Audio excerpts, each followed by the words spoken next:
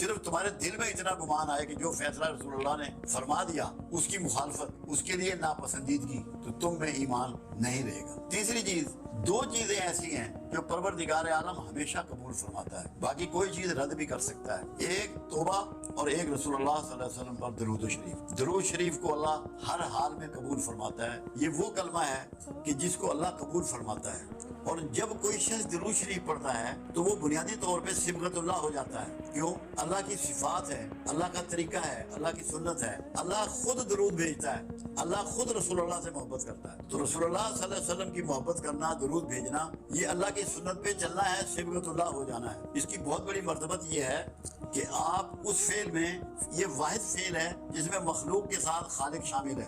آپ نماز پڑھتے ہیں، خالق اس میں شامل نہیں ہے، روزہ رکھتے ہیں، خالق اس میں شامل نہیں ہے، حج کرتے ہیں، خالق اس میں شامل نہیں ہے۔ کہیں اللہ نے نہیں کہا کہ میں روزہ رکھتا ہوں، میں نماز پڑھتا ہوں، میں حج کرتا ہوں، کہا کہ میں اور میرے فرشتے محمد رسول اللہ صلی اللہ علیہ وسلم پہ درود بھیجتے ہیں، اے ایمان والو تم بھی درود و سلام بھیجو، سلامتی بھی۔ ایک تو یہ وہ دعا ہے کہ کائنات میں اس سے بڑھ کے کوئی دعا اگر ہوتی تو اللہ اپنے رسول صلی اللہ علیہ وسلم کے لیے یہ چاہتا کہ وہی دعا دی جائے، رحمت کی، برکت کی، سلامتی کی۔ اس کا فائدہ یہ ہے جو چیز آپ ڈلیور کرتے ہیں وہی آپ کو واپس ملتی ہے۔ ایک فائدہ یہ ہے، ایک تو اللہ راضی ہوتا ہے، آپ صبغت اللہ ہوتے ہیں، اللہ کی سنت پہ عمل کر رہے ہوتے ہیں۔ آپ جب رسول اللہ صلی اللہ علیہ وسلم پہ رحمت بھیج رہے ہیں، برکت بھیج رہے ہیں، سلامتی بھیج رہے ہیں، یہ سب کچھ آپ کی طرف لوٹایا جا رہا ہے، آپ کی طرف یہ لوٹتا ہے، آپ کو بھی یہ چیزیں نصیب ہو رہی ہیں۔ کیوں؟ کہ جو بھی یہ گفٹ اللہ کے حبیب کی طرف روانہ کر رہا ہے، اللہ اس سے راضی ہوتا ہے اور اس کو انہی چیزوں کے ساتھ برکات اور رحمت اور سلامتی پہنچاتا ہے۔ دوسرا، خود اللہ کے رسول صلی اللہ علیہ وسلم کا فرمان مبارک ہے کہ جو میرا درود ہے وہ مجھ تک پہنچایا جاتا ہے لوگوں کو والدین کے ناموں کے ساتھ، کہ فلاں شخص نے، یہ ماں کا نام ہے، یہ باپ کا نام ہے، آپ کو اتنی مرتبہ درود شریف پیش کیا ہے۔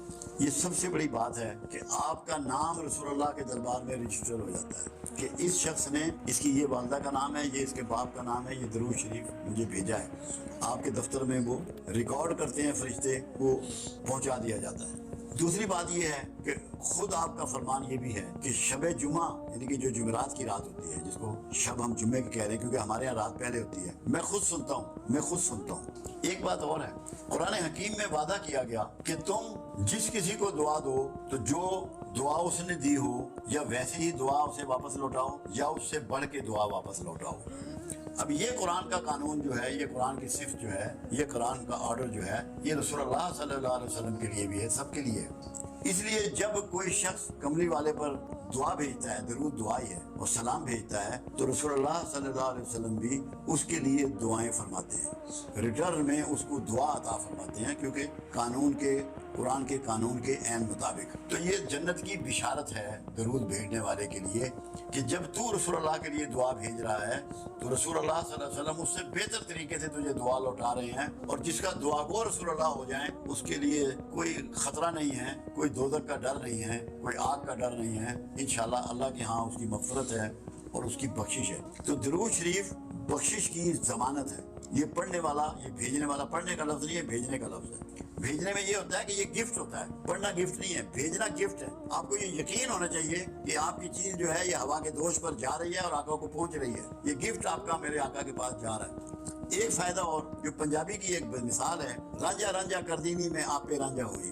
جب آپ بار بار سرکار پہ درود بھیجیں گے اور آپ کا تذکرہ کریں گے تو اس سے آپ رسول اللہ صلی اللہ علیہ وسلم کی عکس آپ میں اترے گا، آپ کے اندر وہ عکس اترے گا، وہ صفات اتریں گی، وہ کمال اور خوبیاں آپ کو ملیں گی، وہ حکمت و دانائیاں آپ کو پہنچیں گی، عکس بنیں گے آپ۔ مگر اس کے لیے آپ کو درود شریف کے ساتھ رحمت کے رویے کو اپنانا ہے، معاشرے کے لیے، مخلوق کے لیے، ہر مخلوق کے لیے رحمت بننا ہے، کسی کے لیے زحمت مت بنے، آپ کے ہاتھ اور زبان سے کسی کو تکلیف نہ پہنچے، تو عکس محمد آپ ہو جائیں گے اگر صحیح معنوں میں دل کی گہرائیوں سے اگر آپ درود شریف پڑھیں گے۔ درود شریف کی اتنی برکات ہیں، میرا تو ایمان یہ ہے۔ اور دیکھو کمال کیا کیا گیا، کوئی نماز ایسی نہیں ہے جس میں درود شریف نہیں ہے، یہاں تک کہ جنازے کی نماز میں بھی درود شریف رکھ دیا گیا کہ جس نے کوئی نماز نہیں کبھی پڑھی، ایک دفعہ درود شریف کسی جنازے میں پڑھ لیا تو اللہ کے رسول کی دعاؤں کا مستحق ہو گیا، اس کی عاقبت سنور گئی، اس کی آخرت محفوظ ہو گئی۔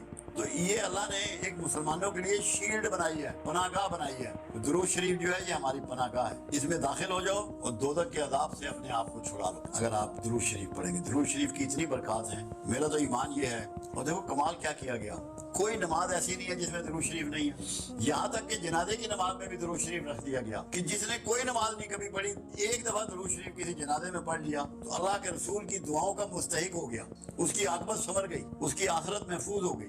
تو یہ اللہ نے ایک مسلمانوں کے لیے شیلڈ بنائی ہے, پناہ گاہ بنائی ہے. درود شریف جو ہے یہ ہماری پناہ گاہ ہے, اس میں داخل ہو جاؤ اور دوزخ کے عذاب سے اپنے آپ کو چھڑا لو. یاد رکھیں کہ پروردگار عالم نے اپنے لیے تو کوئی پروٹوکول نہیں رکھا مگر اپنے حبیب کے لیے پروٹوکول رکھا. پہلا تو یہ کہ اگر تم نے رسول اللہ صلی اللہ علیہ وسلم کی آواز سے اپنی آواز کو بلند کیا تو تمہارے کیے ہوئے سارے اعمال ضائع ہو جائیں گے اور تمہیں خبر بھی نہ ہوگی. دوسرا یہ کہ اگر کسی رسول اللہ کے فیصلے صلی اللہ علیہ وسلم کے دل میں بھی تم نے سوچا اس کے اگینسٹ تو تمہارے سینے سے ایمان کو نکال دیا جائے گا, تم صاحب ایمان نہیں رہو گے. صرف تمہارے دل میں اتنا گمان آئے کہ جو فیصلہ رسول اللہ نے فرما دیا اس کی مخالفت, اس کے لیے ناپسندیدگی, تو تم میں ایمان نہیں رہے گا. تیسری چیز, دو چیزیں ایسی ہیں جو پروردگار عالم ہمیشہ قبول فرماتا ہے, باقی کوئی چیز رد بھی کر سکتا ہے. ایک توبہ اور ایک رسول اللہ صلی اللہ علیہ وسلم پر درود شریف. درود شریف کو اللہ ہر حال میں قبول فرماتا ہے. یہ وہ کلمہ ہے کہ جس کو اللہ قبول فرماتا ہے, اور جب کوئی شخص درود شریف پڑھتا ہے تو وہ بنیادی طور پہ صبغت اللہ ہو جاتا ہے. کیوں؟ اللہ کی صفات ہے, اللہ کا طریقہ ہے, اللہ کی سنت ہے. اللہ خود درود بھیجتا ہے, اللہ خود رسول اللہ سے محبت کرتا ہے. تو رسول اللہ صلی اللہ علیہ وسلم کی محبت کرنا, درود بھیجنا, یہ اللہ کی سنت پہ چلنا ہے, صبغت اللہ ہو جانا ہے. اس کی بہت بڑی مرتبت یہ ہے کہ آپ اس فعل میں, یہ واحد فعل ہے جس میں مخلوق کے ساتھ خالق شامل ہے. آپ نماز پڑھتے ہیں, خالق اس میں شامل نہیں ہے. روزہ رکھتے ہیں, خالق اس میں شامل نہیں ہے. حج کرتے ہیں, خالق اس میں شامل نہیں ہے. کہیں اللہ نے نہیں کہا کہ میں روزہ رکھتا ہوں, میں نماز پڑھتا ہوں, میں حج کرتا ہوں. کہا کہ میں اور میرے فرشتے محمد رسول اللہ صلی اللہ علیہ وسلم پہ درود بھیجتے ہیں. اے ایمان والو تم بھی درود و سلام بھیجو. سلامتی بھی ایک تو یہ وہ دعا ہے کہ کائنات میں اس سے بڑھ کے کوئی دعا اگر ہوتی تو اللہ اپنے رسول صلی اللہ علیہ وسلم کے لیے یہ چاہتا کہ وہی دعا دی جائے, رحمت کی, برکت کی, سلامتی کی. اس کا فائدہ یہ ہے جو چیز آپ ڈیلیور کرتے ہیں وہی آپ کو واپس ملتی ہے. ایک فائدہ یہ ہے, ایک تو اللہ راضی ہوتا ہے, آپ صبغت اللہ ہوتے ہیں, اللہ کی سنت پہ عمل کر رہے ہوتے ہیں. آپ جب رسول اللہ صلی اللہ علیہ وسلم پہ رحمت بھیج رہے ہیں, برکت بھیج رہے ہیں, سلامتی بھیج رہے ہیں, یہ سب کچھ آپ کی طرف لوٹایا جا رہا ہے, آپ کی طرف یہ لوٹتا ہے. آپ کو بھی یہ چیزیں نصیب ہو رہی ہیں. کیوں کہ جو بھی یہ گفٹ اللہ کے حبیب کی طرف روانہ کر رہا ہے اللہ اس سے راضی ہوتا ہے اور اس کو انہی چیزوں کے ساتھ برکات اور رحمت اور سلامتی پہنچاتا ہے.